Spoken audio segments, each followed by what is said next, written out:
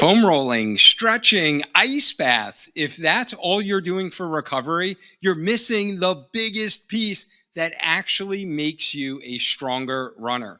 Most runners think recovery means all the tools, compression boots, yoga stretching, maybe an ice bath if you're feeling a little extra sore. And yeah, like those may help on the fringes, but real recovery is way bigger than that. It is really the set of habits that actually allow your body to absorb training, repair tissue, adapt, and come back stronger. And because here's the truth most runners don't realize: if recovery is missing, you don't get more fit. You just get more tired. And that's when you start to feel it. Heavy legs that won't go away, soreness that lingers longer than it should, little aches that turn into a nagging pain or injury, missed runs, and that frustrating start-stop cycle over and over again. So in this video, as your running physical therapist and run coach who's helped hundreds of runners finish their half marathon feeling strong, confident, and proud of their accomplishment, I'm going to show you what recovery actually looks like for real runners who are training for a half marathon. Not the fluff, not the overcomplicated stuff, but the simple, proven habits that actually help your body adapt to training for 13.1, stay healthy, and feel strong on your runs. And here's the mindset shift that I need you to understand first and foremost. Recovery is not what you do when you're injured. Recovery is what actually allows your training to actually work. So the big problem is that most runners think recovery means like all the tools, the ice baths, the foam rolling, the stretching, and like those can help. But real recovery is really much bigger than this. It's really the set of habits that allow your tissues to repair, your muscles. When we go out for a run, we're using our muscles, we're breaking those muscles down, and then we need them to repair, adapt, and this allows us to absorb our training and then come back stronger the next day.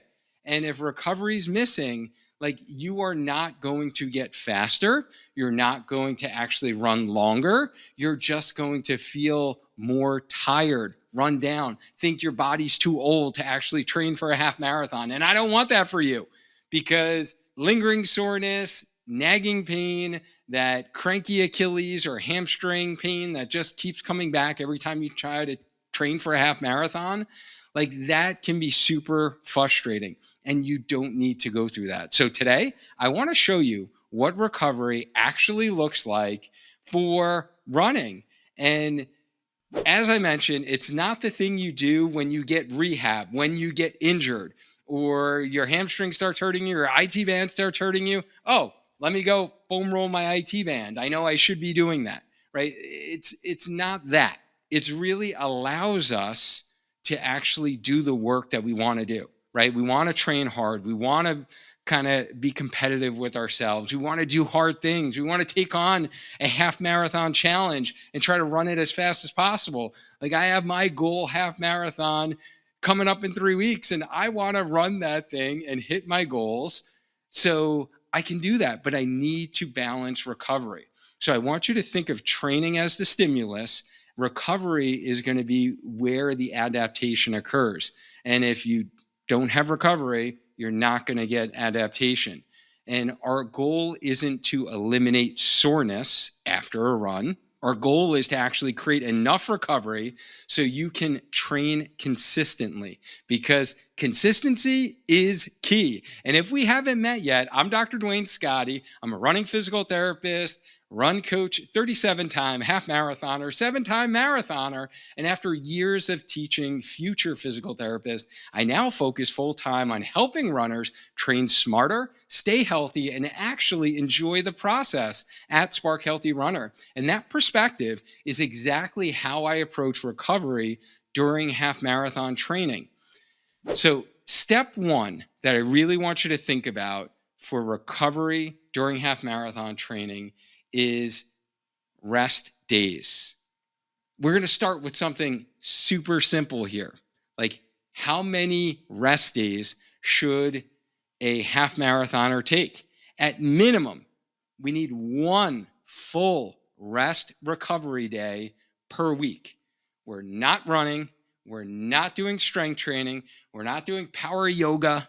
We're not doing a hard spin workout or spinning class. We are allowing our bodies to actually absorb the training. Most masters runners, 40 plus, do best actually with 2 full rest recovery days per week. Now, that might not be you.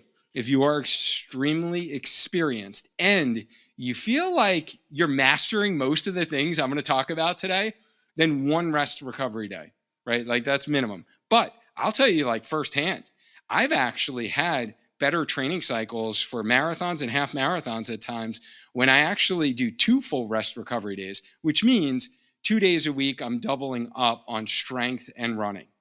So sometimes that full rest recovery day can actually make you feel so much better.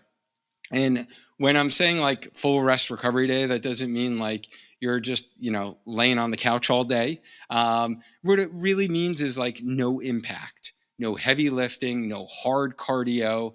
You can still go out for light walks. You can still do a gentle yoga class, some restorative yoga.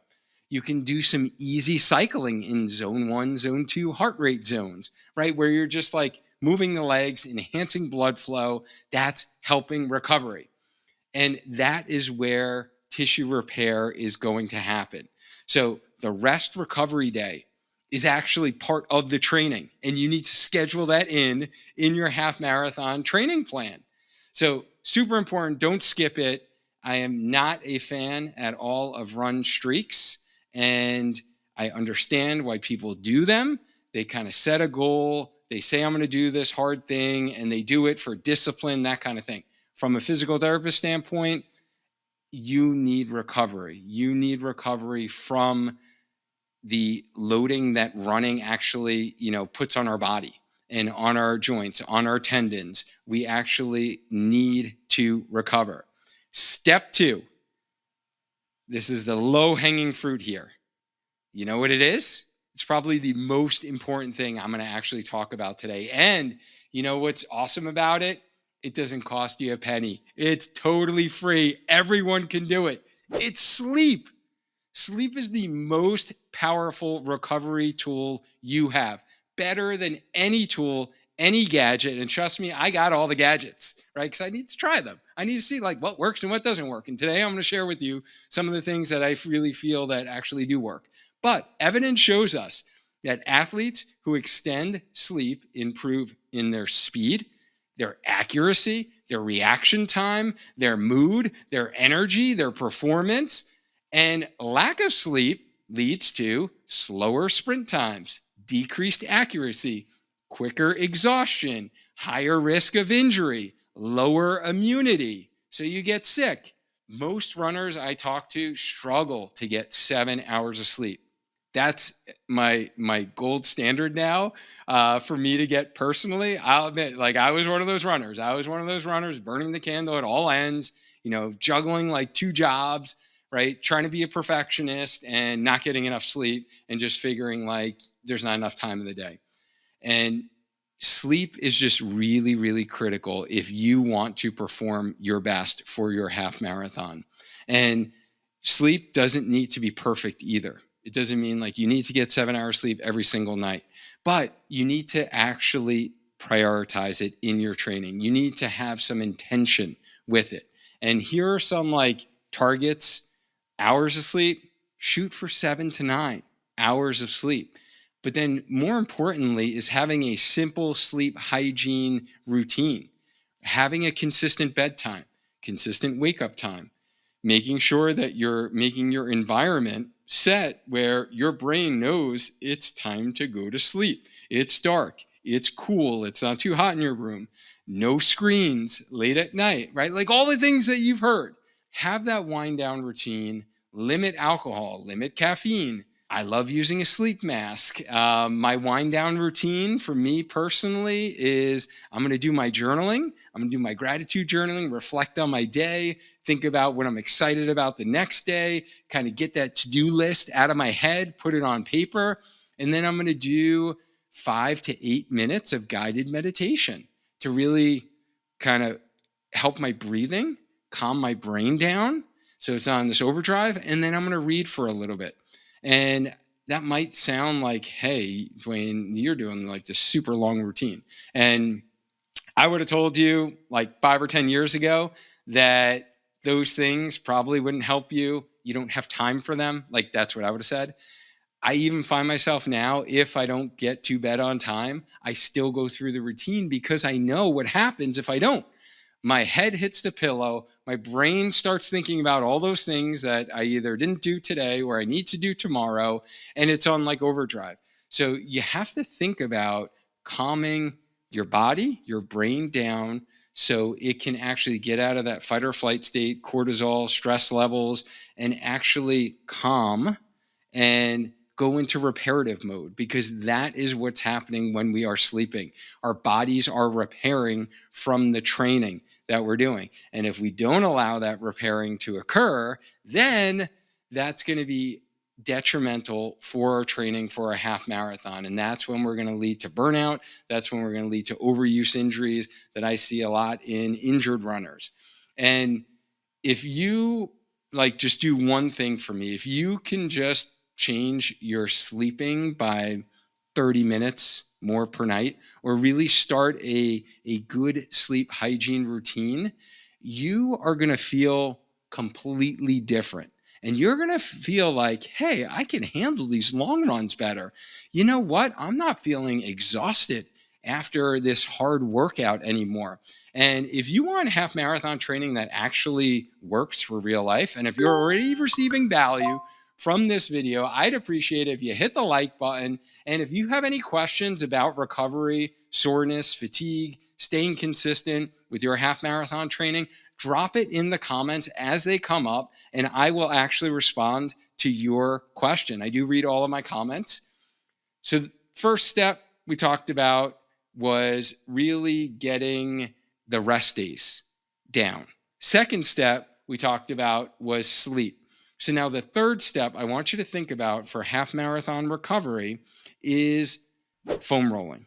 So foam rolling is one of these tools that we can utilize that is going to increase blood flow.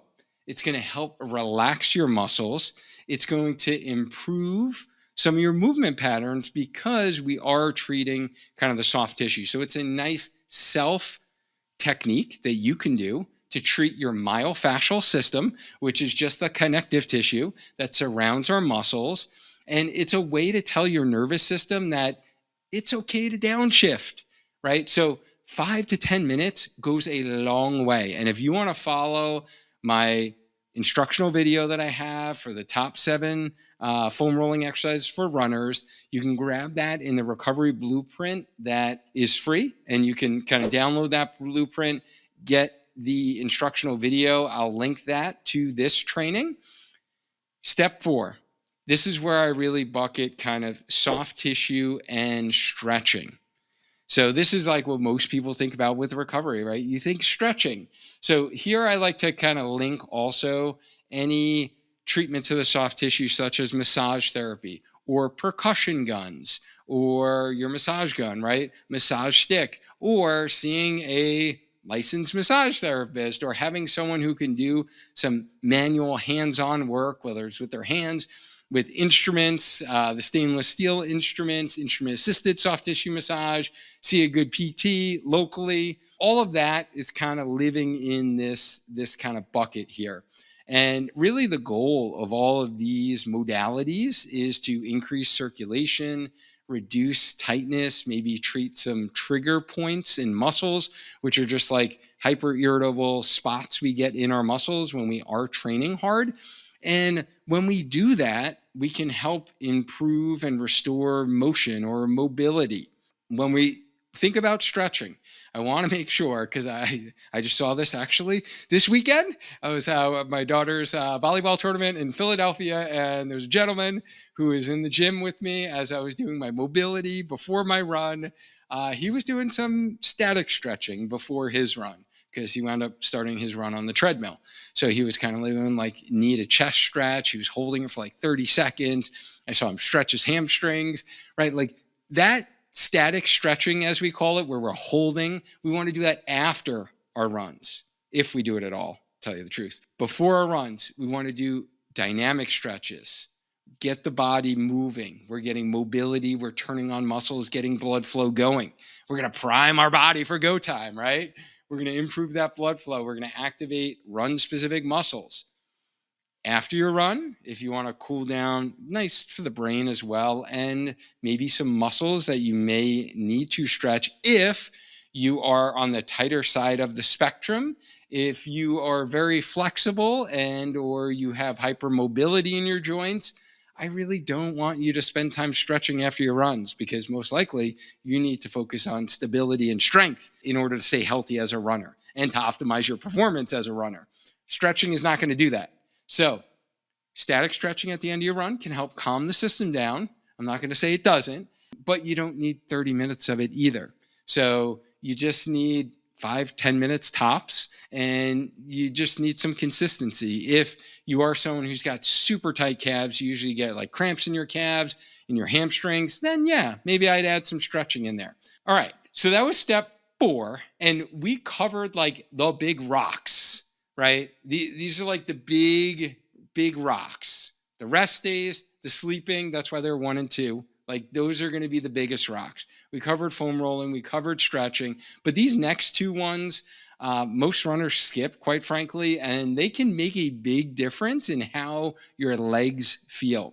So real quick, if you're getting value from this, tap that like button, drop a comment. What's your biggest recovery struggle right now? I want to know that. And step 5 here is going to be compression socks. So graduated compression socks post-run or for long work days. And I just actually had one of our athletes shoot me an email. He screenshotted one of my posts on Instagram of my latest photo that I just did a race. And he was like, "What are these things on your legs?" They're compression socks. And he was like asking about them. And I'll be like quite honest with you guys too. Like, I don't have the best veins. I loved my mom, my grandma to death, but unfortunately they gave me their veins, and they're like kind of the beginning of some what we call spider veins in the back of my legs, the back of my knee. So in my early days of half marathon training, I used to get a lot of heaviness in my lower legs, and I did find some relief using compression socks, because what that does just adds more compression and helps the veins pump your blood up and out. So if you ever get like swelling in your lower legs, especially on those hot summer runs, humid runs, and you get some like swelling in your ankles and your feet, definitely I would give compression socks a try. And these can be helpful post-run, especially long run, to improve circulation. They can reduce that heavy leg feeling, and they can help some runners just feel better in general. They're a tool, not mandatory, and this is really the same theoretical principle in like the compression boots, right? So, I have those as well, and I like to use those intermittent compression, and I think it feels good after a nice hard run. And I've also found success with my athletes who are struggling with like shin splints, calf strains, posterior tibial tendon pain. They benefit from compression socks or compression sleeves. So that is something that I kind of put in the recovery bucket. And especially if you are someone who goes for a hard run or a long run, and then you're going to be on your feet the rest of the day, or you're taking a flight, I would definitely use compression socks in those instances, because you're on your feet all day. The blood's going to pool down to your ankles, your feet. It can just help some of that blood come back up, and it can improve that circulation to enhance the recovery of your muscles. Now, real quick, if you're training for a half marathon and you're listening to this thinking like, okay, Duane, this all makes some sense, but I still don't know exactly how to structure my training or where to start. Where does recovery fit into the mix here? So I've got you. I put together a free half marathon training Kickstart kit to help you start strong and stay injury free. Inside, I walk you through the mindset you need to really get going in your training, the first 2 weeks of a half marathon plan laid out step by step, simple strength routines to build more resilient running body, and how to stay consistent without burning out or getting hurt during your training. Because here's the truth: if you can confidently get through your first 2 weeks the right way, you can build into 12 weeks of training for a half marathon and actually hit your goals feeling strong. So if you want to grab that, you can check out the free Kickstart kit. I'll link it for you below. All right, let's get back into the final step that I have for you for half marathon recovery you don't want to miss or you don't want to forget about. And that is foot care. Your feet take thousands of impacts during every single run.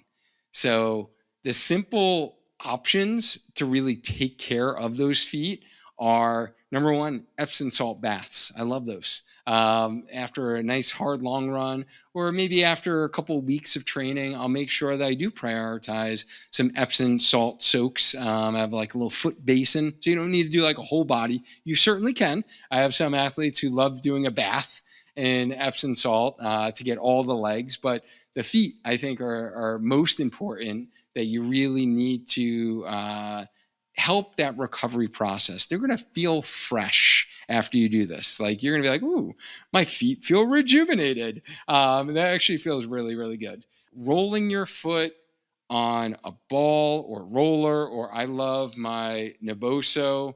Kind of, here's the domes. This is actually a ball that goes together that you can roll your foot. It's got the sensory stimulation on it. They are one of our partners. Love all their products. Because you're a part of our Healthy Runner community, you can get 20% off using the link that I have for you where this training is. But rolling the foot muscles can help release trigger points. I love actually just standing on these while I'm working at my standing desk to release different parts of my foot. And then toe spacers. These are also called Naboso splays.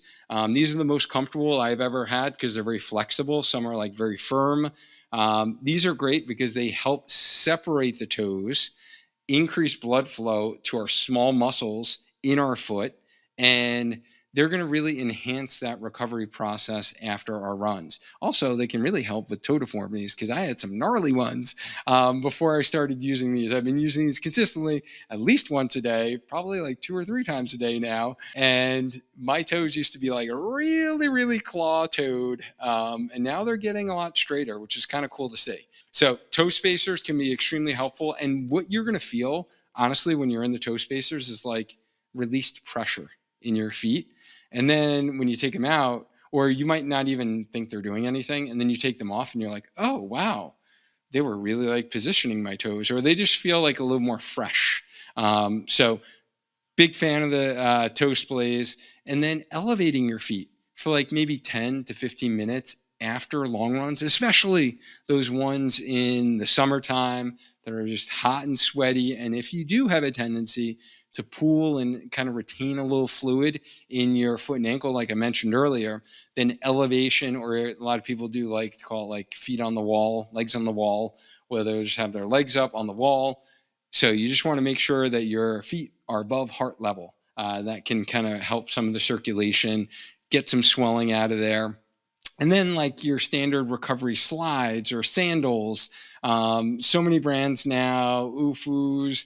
I'm looking down at my feet right now. Hoka, Cane shoes, like there's so many, but they can be super helpful, especially if you have a job that you tend to wear dress shoes or like fancier shoes. And yeah, I used to wear a lot of those and be on my feet for long hours lecturing, but yeah, I haven't had to do that anymore. But I would always make sure that my feet get into some type of recovery, especially, like I said, after those hard runs, after those long runs.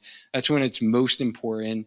Like, healthier feet is going to lead to better running.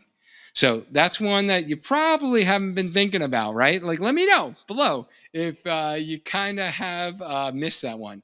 And this really reminds me of one of our athletes, Joyce, who she came to us dealing with constant foot and leg soreness, and the kind that just keeps like popping up and makes it really hard to train consistently. And she was just stuck in that frustrating cycle. A lot of runners know, like, they run a little, they feel sore, you back off, you try again, and never really build momentum. So instead of just trying to push through and randomly, rest, she actually started working with Coach Whitney on her team and followed a structured plan that didn't just focus on running more. It really focused on supporting her body, especially with recovery. And that meant strength work to handle the load of running, a smart progression with her mileage, and recovery habits that actually allowed her body to bounce back between runs. So things like not skipping true recovery days, listening to her body without shutting everything down, staying consistent with the small things that helped you adapt. And what happened after that? Like, Joyce went from constant soreness and setbacks to training consistently without pain. And she was not only able to prepare for just one, but two half marathons feeling strong and confident. And that is the key. It wasn't that she suddenly became tougher. She just finally had a system that allowed her body to recover and keep showing up. And that's what I want for you. Not perfect training, but consistent training for your half marathon, because your body actually feels good enough to keep going. So let me just give you one more example here. I think of Anastasia, who was a newer runner. She wanted to finish her first half marathon, and she also wanted to improve in her 5K and 10K time. And instead of just running more, she followed a plan built around strength, progressive running, and appropriate recovery. And working with Coach Kat on our team, she set PRs in her 5K and 10K and completed her first half marathon. Like, she was so excited, so stoked, and we were so proud of her and her accomplishment. And both of these stories have something in common. They didn't just add more mileage, they built a true system. And that's exactly what I see over and over again. The runners who succeed aren't the ones doing the most. They're the ones who actually recover well enough to stay consistent. Now, I want you to drop in the comments, which recovery habit do you need to improve on right now? Is it sleep? Is it rest days? Is it foam rolling? Is it maybe some soft tissue care, some stretching, maybe going to see a massage therapist that you've been putting off? Is it foot care? Like, let me know below, because I'd be interested to see what you really need to work on. And then I can help create some content to help you be able to hit those goals. And it's always good to reflect and actually take in this information, right, that you're learning, and actually put it into action. So if you wind up writing that down, that's going to help you actually be accountable to yourself, because you identified it as a weakness in an area that you want to improve upon. So if you take anything away from this, recovery is not about doing more random things after your run or the latest gadget and gizmo out there on the market that's supposed to be like, the next greatest thing that's going to help you hit your PR.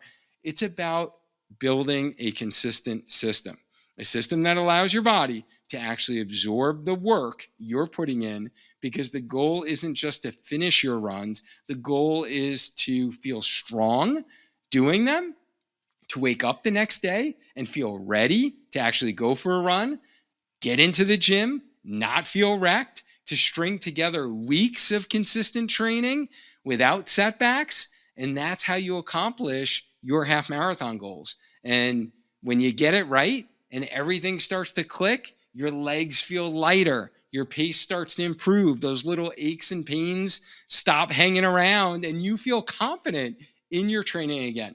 So instead of asking, what should I do after my run today? Start asking, do I have a recovery system that supports my running? Because training breaks your body down. Recovery is what builds you back stronger. And if you want this all mapped out for you step by step, this is exactly what we do inside Healthy Runner Academy: stage-based strength and recovery plans, progressions, exact exercises that match with your run training. You get coaching support and adjustments so you don't have to guess from week to week. The Healthy Runner Academy was built for everyday runners, adult runners who want to stay healthy, strong, and consistent. You can get the proven system, expert coaching, and supportive community that helps you run pain-free, build strength, keep chasing your half marathon goals at any age. You are not too old, by the way. You don't need to hang up your running shoes, all right? You can be in your 40s, 50s, 60s, and beyond and still be able to crush half marathons. The Healthy Runner Academy, by the way, is the best way for you to get the expert guidance from myself, your running physical therapist and coach. If you want structured support without the cost of one-on-one coaching, whether you already have a coach who doesn't really give you specific strength exercises, they maybe give you some random YouTube videos or like circuits to watch, we have that all structured out for you in a progressive fashion, so you actually get stronger during your training. Or maybe you're like working with a local PT who's a great running PT. I love that you have that resource available to you, but maybe they don't actually give you the running training support that you need. So this is where the Academy kind of bridges that gap so you can run strong, stay healthy all year long.